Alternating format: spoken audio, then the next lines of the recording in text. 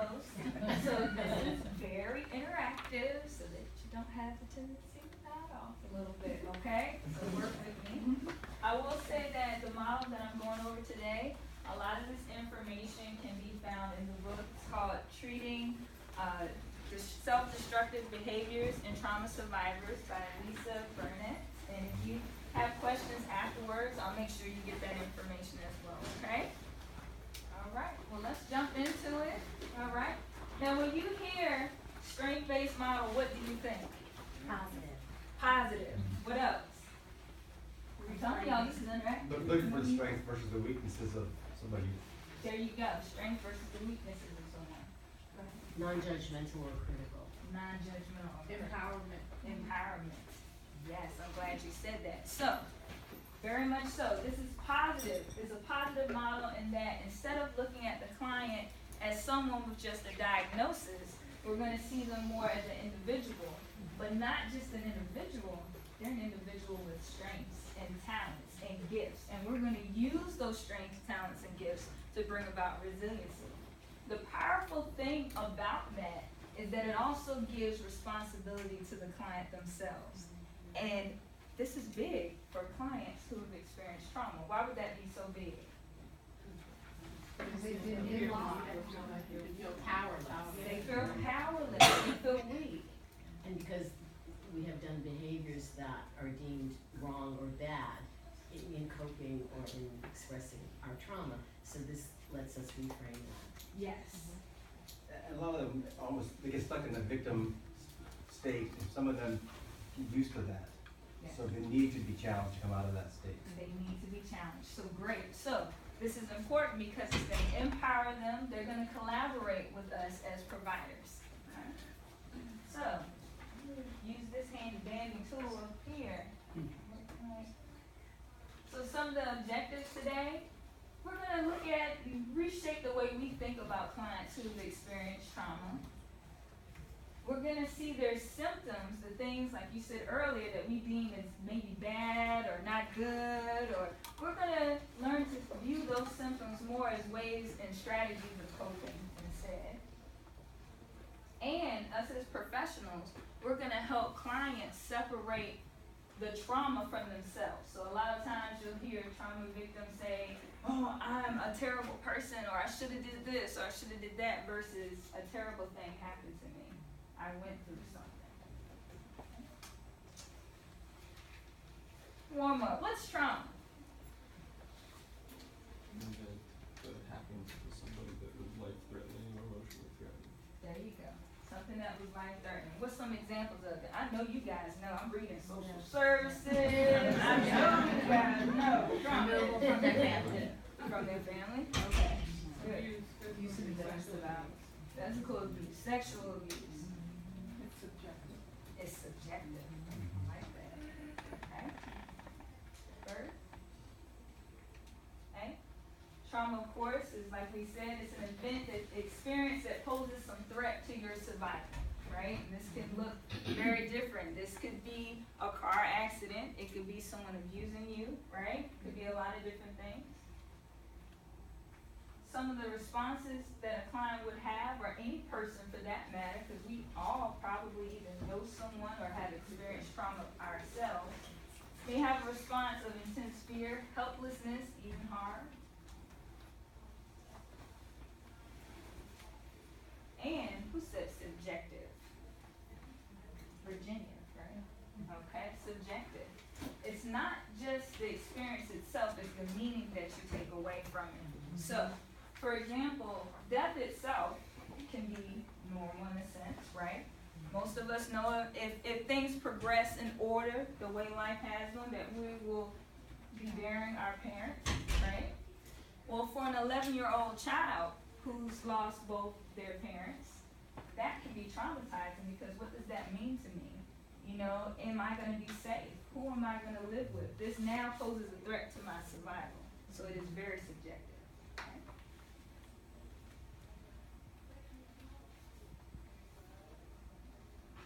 All right, so today, with the 4 precepts of a strength-based model, we're going to go over normalizing, universalizing, Depathologizing. Everybody say that really quick. Great. Now, if I refer to it as DP, I hope you know what I'm talking about, okay? All right, and reframing. So let's talk about normalizing. Normalizing is all about helping the client understand that the things that they're experiencing, the symptoms they have, are not uncommon. Now, why is that so important? Well, for example, I'll just share with you. When I deal with trauma clients, the first few sessions, I do a lot of psychoeducation because I feel it's important for you to understand what it is you're experiencing or what you could be experiencing and what you don't identify with, okay? So, example, I had a child who was bedwetting, older teenager, and could not figure out why this was going on. Until I did psychoeducation with him, letting him know that this is a symptom for someone who's been sexually or physically abused, he would not share that. So when he heard that, you'll see this right here, self-soothing, he said, oh, you mean to tell me I'm not the only one who does that? Feeling of such relief. So I'm not weird, I'm not strange. No, you're not. This is common. This happens. Part of that also is helping a client who's experienced trauma connect their feelings, emotions to their behaviors, helping them to make it all make sense. So I had another client, very aggressive toward their sibling, very aggressive. Once again, going over with him that anger is a part of something you experience after extreme trauma. I opened his eyes up. See, then he could connect the dots. I'm angry, I'm being physical with people because of what I've experienced. So when we do this, we can change the cognition of what's going on. We can re-understand why we do the things we do, and we can then change the behavior itself. Okay? Now I'll give you another example of where normalizing is really important, and oftentimes it doesn't get done just because kids are shy and they don't say anything. We work with juvenile sex offenders where I'm at, and the thing that we found is that most of our offenders have also been victims before first. Yes, my head nods. So, okay, so here's the thing. If nobody tells me, well, if you've been sexually abused, you might experience some form of sexual arousal. You might find yourself watching pornography. You might have some urges, right? But if I think that's taboo, if I don't know that that's a common thing that happens, and I keep that to myself, I am way more likely to reoffend, right? Or to offend someone again. So, that being said, you want to make sure that a client understands that their symptoms are not uncommon. It's not unusual. All right, I'm gonna let you guys look at this interview here from some knee survivors. Now, Can I say something quick? sure. I found that also the normalizing is a great bonding time and a trust building time between the therapist and or social worker or whoever, because this is a client that's typically been told you're crazy, you're an idiot, you're all these negative things because of your behaviors, and here's somebody who's actually saying what you're doing makes sense for what you've been through. Yes. That doesn't mean that that's where we're gonna stop. And for them to hear that from somebody who actually says you're not this crazy deviant that I'm just gonna criticize you like everybody else has, it's huge. It's a massive moment for them. Yes, massive. We're gonna build on that too. I'm so glad you brought this up. You guys are fantastic. Now, I'm So gonna are warn you. This is, it's in French, so you have to read the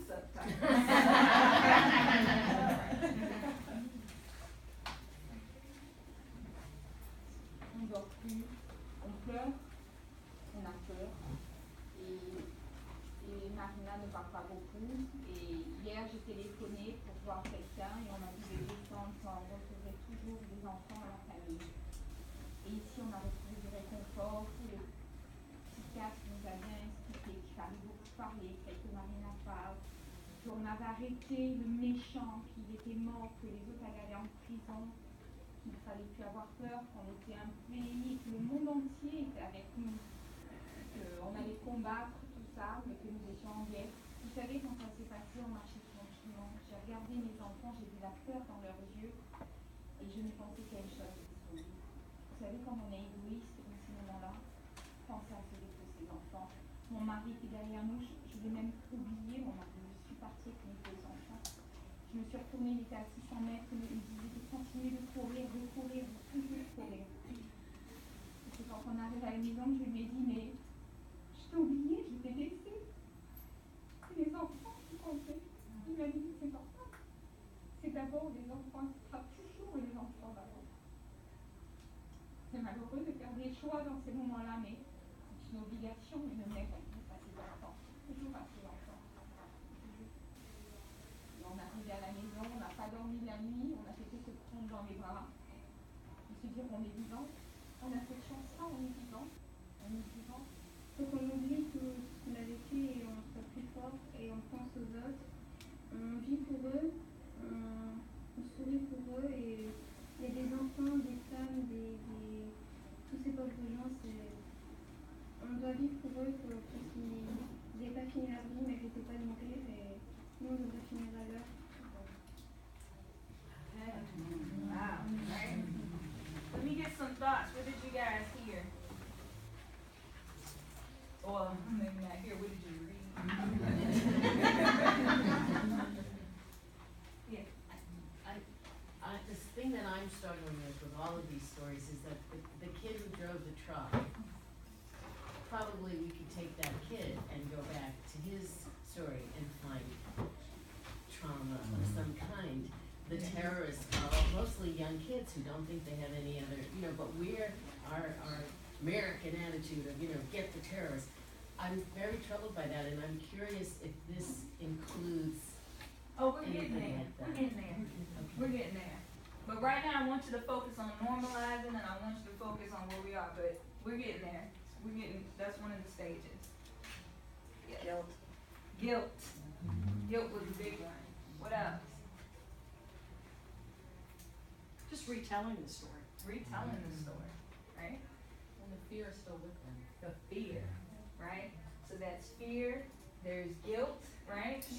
She felt guilty because, just in case for this side, I know that you might have had difficulty reading it, but the mom felt guilty because she grabbed her children, took off running, and realized she left her husband behind.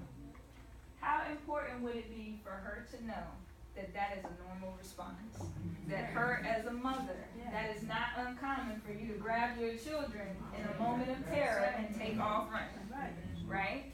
So that would get rid of that guilt for her, right?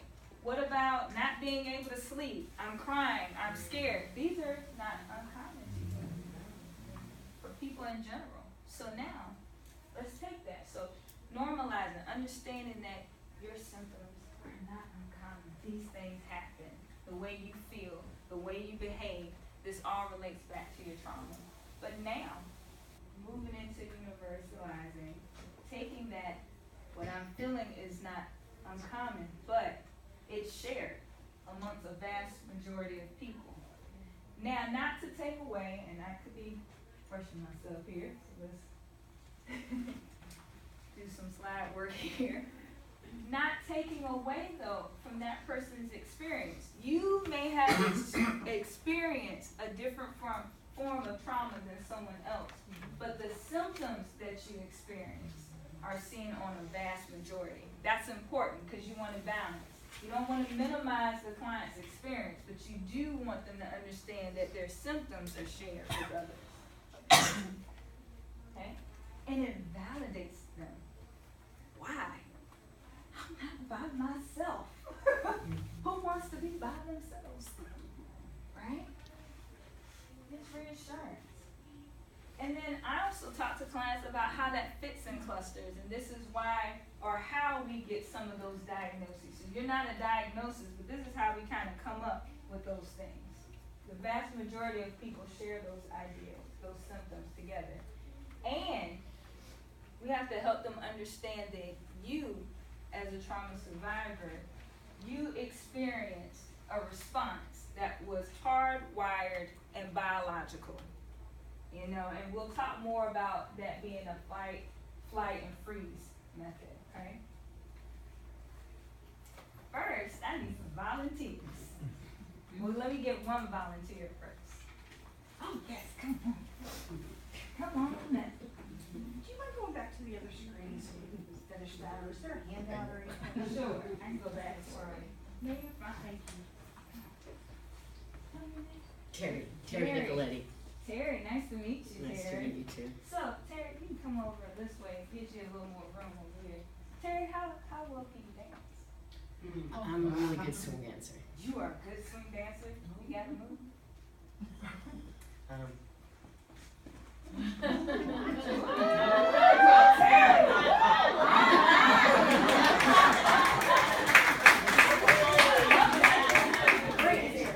So, now what we're gonna do, I'm gonna get you just to do a basic two-step. I just wanted to really see if you could dance. Okay, so can you do a basic two-step for me? I don't know if I know what that is. Oh, it's all right. Two-step, you just Oh. easy two-step. Got that going? Good about that? Yes. Good. All right. So now, let me get 5 more people. Should I? Yeah, keep going. Keep going. Yeah. Go on. Just two-step. We gotta do this two-step? Yeah, you're two-stepping. Matter of fact, put some music on.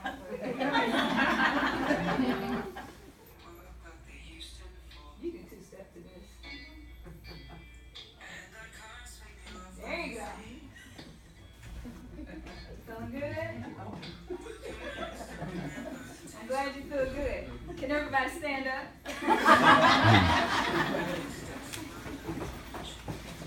Ready? You all gonna go to the same direction. There we go. 17. There we go. Feeling good? Wanna throw a hand in there or something?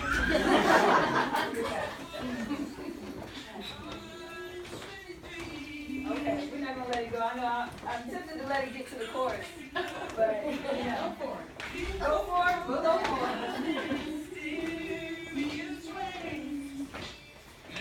You gotta hit some, you know, Jackson 5, some Temptation. Right?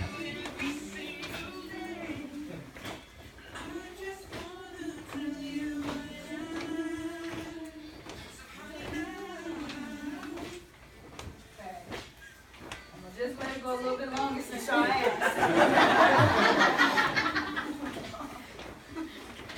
This is therapeutic. Wake me up a little bit.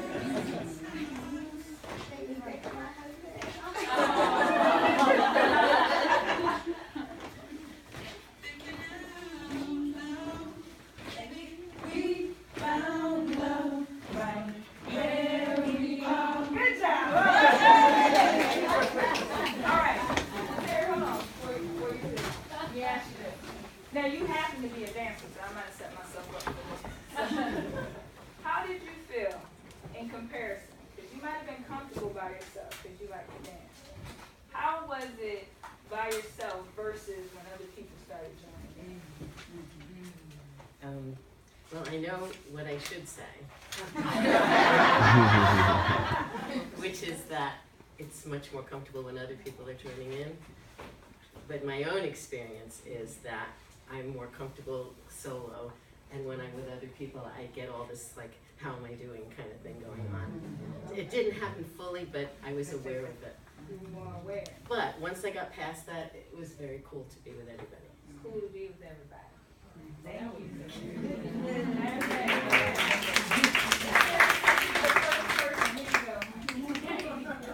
All right. There you go. And it matches my outfit. There you go. All right, and then you guys came up a little bit after. How did you feel when you got up? I like to dance, and I felt okay, but it did feel better when everybody was doing it because I know that they won't focus on me. Yes, yes. Okay. And then someone who just got up with everybody. How was that for you? Y'all can yell that one out because a lot of you got up. It was okay being here, but I would have died if I was there myself.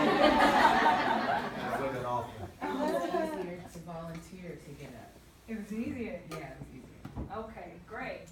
So now I want you to think about that. I want you to keep that thought in your head. Trauma is like a basic two-step, right? And when I'm two-stepping by myself, I like to dance too, but maybe not two-step. I like to, Yeah, right. kind of show off a little bit. So if I'm two-stepping, I would just feel kind of like, Yeah, right. bored, a little awkward, right? But when I see that other people are starting to join in with me, it got a lot more fun. You know, Yes. I was like, yeah, let's throw our hands up, let's do some stuff. You know, it got more fun. Well, it's the same thing with our clients experiencing trauma. I want you to think of them being stuck in that two-step mode, and I want you to think about how much better it would feel for them to know that on a broad scale, there are other people who may be stuck in the same two-step that I'm in, okay? That and I just want to wake you up. Okay? So, going back to universalizing. So here's some stats, right? So one of the things I do working with clients, once again, like I said, psychoeducation, well, I let them know the stats. I say, listen, if you've experienced sexual abuse, guess what? There are 206,768 other, this is by the way, children and teens that have experienced that. And I get, once again, not, oh, that's not a big deal. I get, wow, it's not just me. No, it's not just you. And you know what that means for a client? Not just there's a vast number of people who've gone through this, but how did they survive? See, now we start asking other questions. So if it's just not me, and there's a vast majority of people who experience these symptoms